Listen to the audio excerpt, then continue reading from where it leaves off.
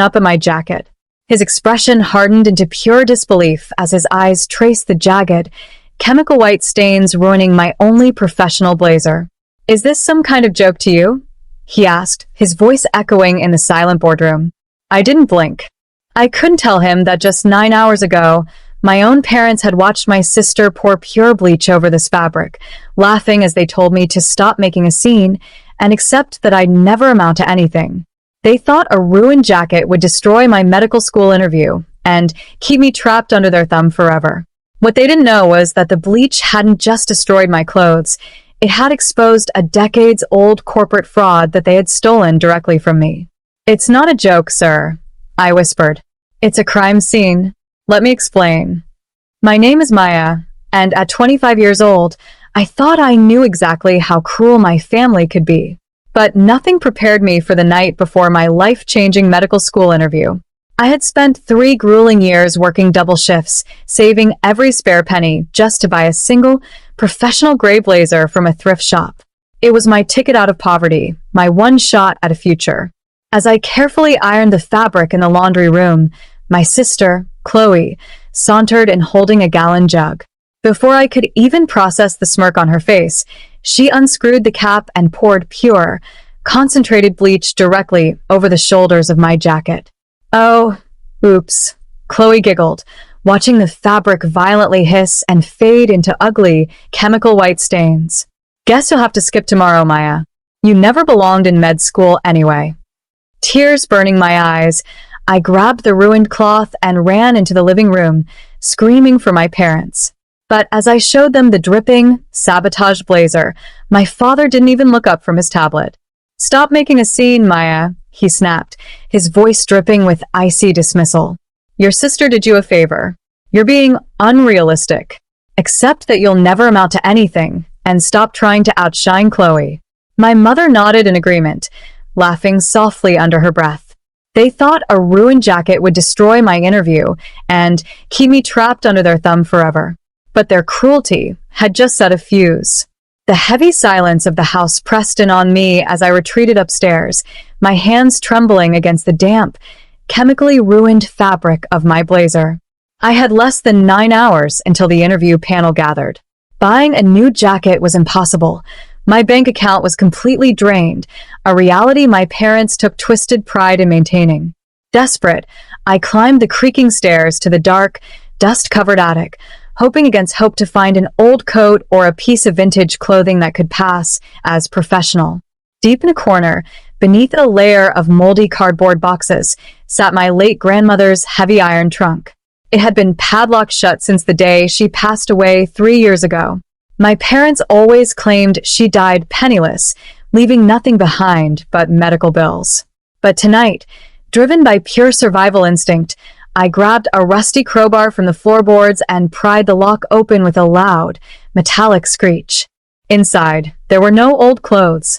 Instead, my eyes fell upon neat stacks of official manila folders embossed with gold legal seals. My breath caught as I pulled out a thick document labeled the Helena Vance Research Trust. As I read the clinical, legal text, the room seemed to spin.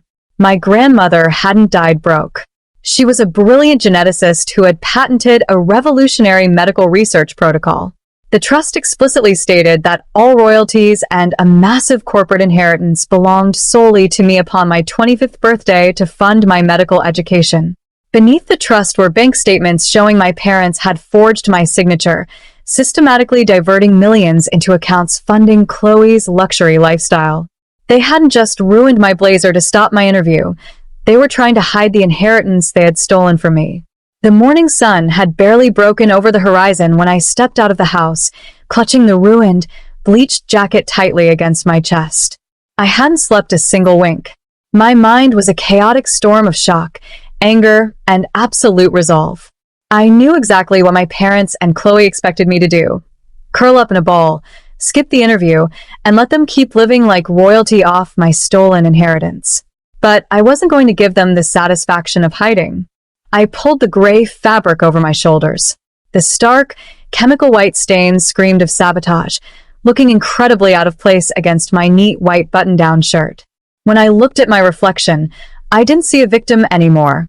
I saw a warrior walking directly into a battle she was fully prepared to win. I arrived at the prestigious university campus, with my heart hammering against my ribs. As I walked through the grand, oak-paneled hallways toward the admissions wing, the whispers started almost immediately. Other applicants, dressed in immaculate, pristine designer suits, stared at me with expressions of pity and muted horror. They probably thought I was unhinged, or that I simply didn't care enough to dress properly for the most important day of my life.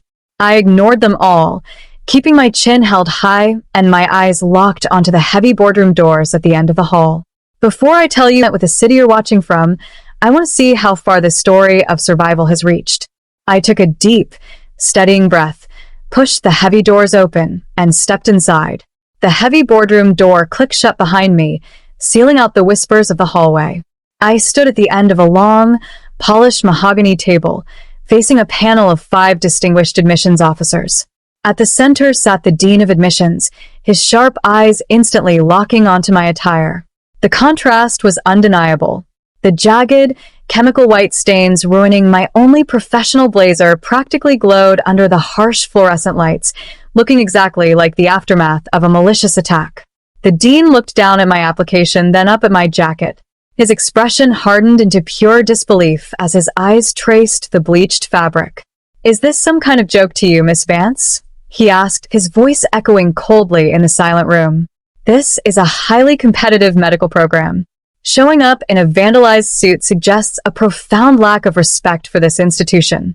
I took a step forward, refusing to let my voice shake.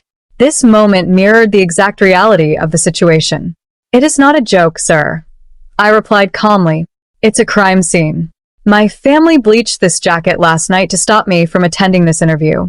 They wanted to ensure I never made it into this room." The dean frowned, looking back down at my paperwork to read my full name and background. Suddenly, his breath hitched.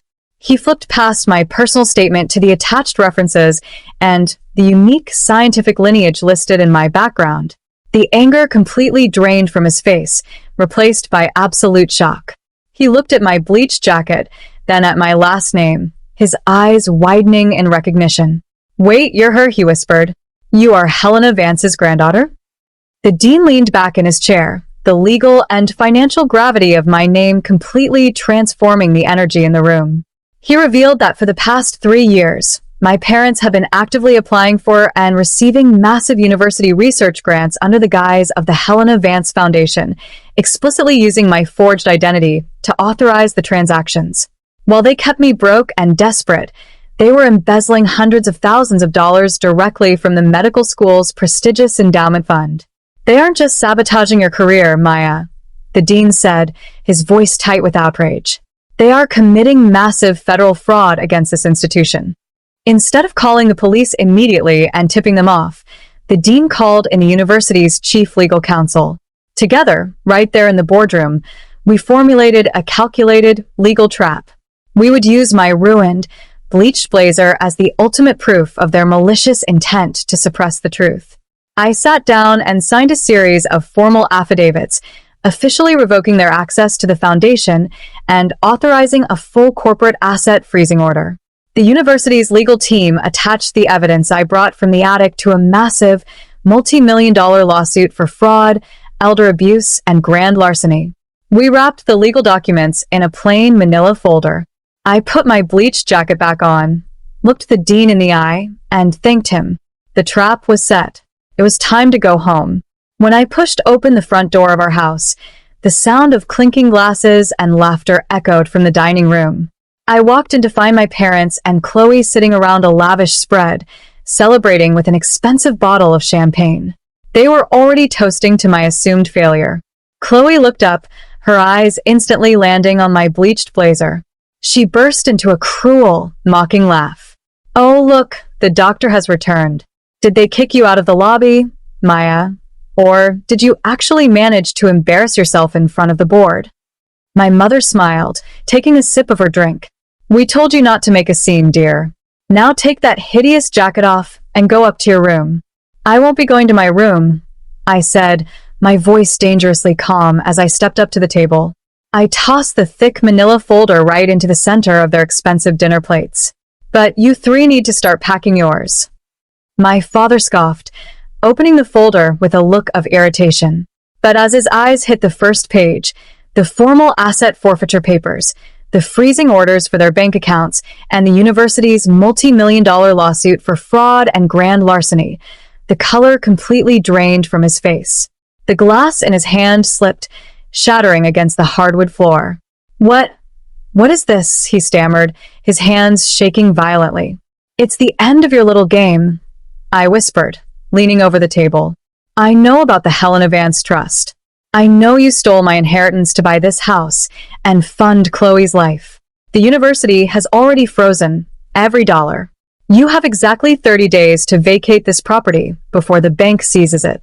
3 months later, the dust has finally settled. I am currently thriving in my first semester of medical school, entirely backed by my grandmother's rightful inheritance. My parents were forced to sell their luxury cars to cover their mounting legal fees, and they are now facing severe federal charges for financial fraud. Chloe had to drop out of her expensive private college and is currently working a minimum wage retail job just to survive. I still keep that bleached blazer hanging right in the front of my closet. It serves as a permanent reminder that what was meant to destroy me actually gave me the leverage to take back everything that was mine. Now, I'm curious about you. What would you do if you were leaving 2 other incredible stories on the final screen?